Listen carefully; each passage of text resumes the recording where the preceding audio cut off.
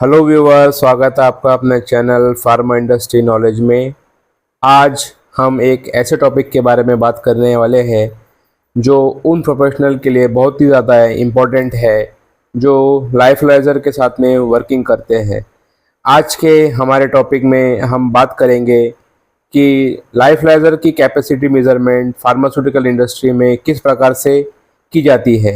आज हम समझेंगे सेल्फ एरिया के कॉन्सेप्ट को, कंडेंसर के द्वारा कैपेसिटी निकालने को और वायल के हिसाब से किस प्रकार से लाइफलाइजर की कैपेसिटी निकाली जाती है। इन सभी के बारे में हम आज विस्तार से बात करेंगे। तो चलिए शुरू करते हैं आज की अपनी वीडियो। लाइफलाइजर की कैपेसिटी को समझने से पहले हम समझ लेते हैं कि आखिर लाइफलाइजेशन होता क्या है। तो लाइफलाइजेशन जो प्रोसेस होती है वो मुख्यतः 3 स्टेप में होती है, जिसमें सबसे पहले स्टेप होती है फ्रीजिंग, दूसरी स्टेप जिसे हम सब्लिमेशन या प्राइमरी ड्राइंग के नाम से जाते हैं, और तीसरी स्टेप जो होती है वो सेकेंडरी ड्राइंग या डिसॉर्प्शन की स्टेप होती है।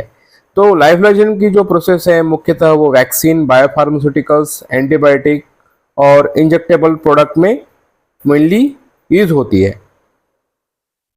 वाई मेजर कैपेसिटी या लाइफलाइजर की कैपेसिटी मेजर करने की आखिर आवश्यकता क्यों होती है। तो इसकी सबसे पहले रिक्वायरमेंट ये है कि अगर हमें लाइफलाइजर की कैपेसिटी पता हो तो हम कैपेसिटी के अकॉर्डिंग बेस्ट साइज को डिटरमाइन कर सकते हैं। कैपेसिटी की अगर हमें जानकारी है तो ये हमें हेल्प करेगी प्रोडक्शन के आउटपुट को डिटरमाइन करने के लिए। इससे हम हमारा जो इक्विपमेंट है उसकी इफिशिएंटली से हम उसको यूज़ कर पाएंगे और इसके द्वारा हमें प्रोसेस वैलिडेशन और स्केल अप बैच लेने में भी सहायता होगी। इसलिए कैपेसिटी मेजरमेंट एक बहुत ही क्रूशियल पार्ट है। लाइफलाइजर की कैपेसिटी को मेजर करने के लिए मुख्य तरह 3 पैमाने या 3 पैरामीटर में इसकी कैपेसिटी को मेजर किया जाता है। तो सबसे पहला इसका जो तरीका है या पैमाना है वो होता है शेल्फ का एरिया, जिससे कि हमें कैपेसिटी जो है लाइफलाइजर की मीटर स्क्वायर या क्षेत्रफल के हिसाब से मिलेगी। दूसरी हमारी जो पैरामीटर है वो होती है कंडेंसर की कैपेसिटी, यानी पर 24 आवर्स में कितना केजी आइस जो है कंडेंसर वो फ्रीज कर पाता है। तीसरा तरीका जो होता है कि लाइफलाइजर के अंदर कितने नंबर ऑफ वायल्स पर बैच लोड हो सकते हैं। तो ये 3 तरीके होते हैं लाइफलाइजर की कैपेसिटी को मेजर करने के लिए। अब हम इन सभी तीनों तरीकों के बारे में एक एक करके विस्तार से अगली स्लाइड्स में समझेंगे। अब हम विस्तार से जानते हैं सेल्फ एरिया के बारे में। तो जब हम लाइफलाइजर की कैपेसिटी के बारे में बात करते हैं तो लाइफलाइजर की कैपेसिटी को डिफाइन करने का सबसे बेसिक और इम्पॉर्टेंट पैरामीटर है शेल्फ एरिया।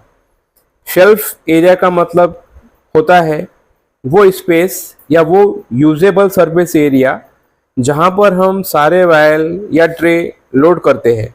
ये एरिया जितना ज़्यादा होगा उतना ही ज़्यादा प्रोडक्ट एक बैच में प्रोसेस किया जा सकेगा। इसको हम स्क्वायर मीटर यानी कि मीटर स्क्वायर में मेज़र करते हैं। फॉर एग्जांपल, अगर एक लाइफलाइजर का सेल्फ एरिया 10 मीटर स्क्वायर है तो इसका मतलब ये है कि जितनी भी सेल मशीन के अंदर है उनका टोटल सरफेस एरिया मिलाकर 10 मीटर स्क्वायर होता है। जैसे कि मान लीजिए अगर एक लाइफलाइजर है उसके अंदर 10 सेल्फ है तो इन सब सेल्फ का अगर हम लंबाई चौड़ाई में निकालेंगे तो वो सभी एरिया मिलके 10 मीटर स्क्वायर का होगा। यही सरफेस एरिया डिसाइड करता है कि आप कितने वायर लोड कर सकते हैं लाइफलाइजर के अंदर में।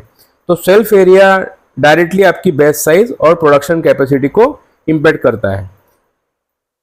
लाइफलाइजर की कैपेसिटी को मेजर करने का अगला पैरामीटर होता है कंडेंसर की कैपेसिटी को मेजर करना।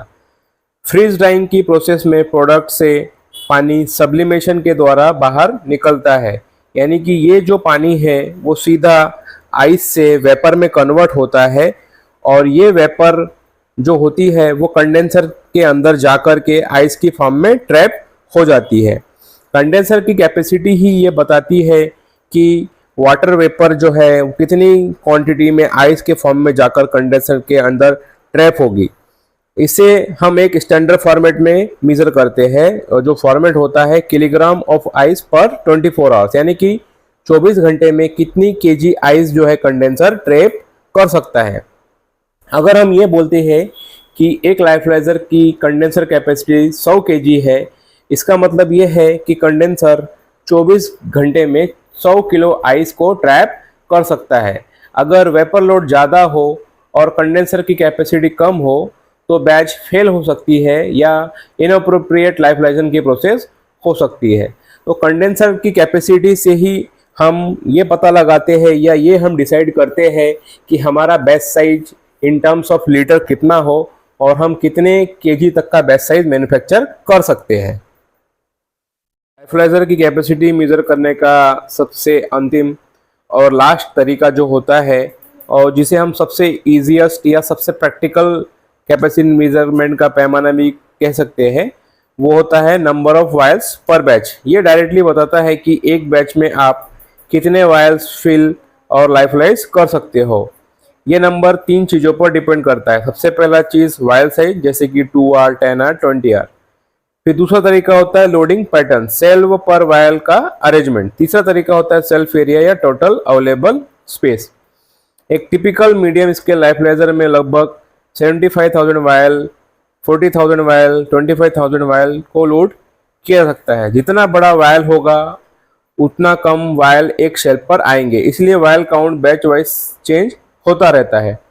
इंडस्ट्री में जब भी लाइफलाइजर की बात होती है, लोग अक्सर डायरेक्टली पूछते हैं इसमें कितने 10R वायल आ सकते हैं, क्योंकि ये सबसे सिंपल और प्रैक्टिकल तरीका कैपेसिटी को समझने का होता है।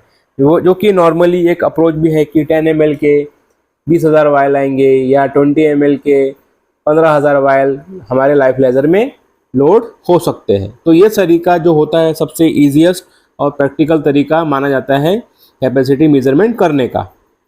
इस वीडियो को अगर हम कंक्लूड करें तो सेल्फ एरिया मेनली जो डिपेंड करता है लोडिंग कैपेसिटी को, कंडेंसर कैपेसिटी जो होती है वो डिफाइन करती है लाइफलाइजर की वेपर हैंडलिंग एबिलिटी को, और वायर का काउंट जो है वो हमें एक्चुअल में या प्रैक्टिकल प्रोडक्शन स्केल को डिफाइन करने में सहायता करता है। तो इन 3 तरीक़ों से हम अलग अलग हिसाब से हमारे लाइफलाइजर की कैपेसिटी को मेज़र कर सकते हैं।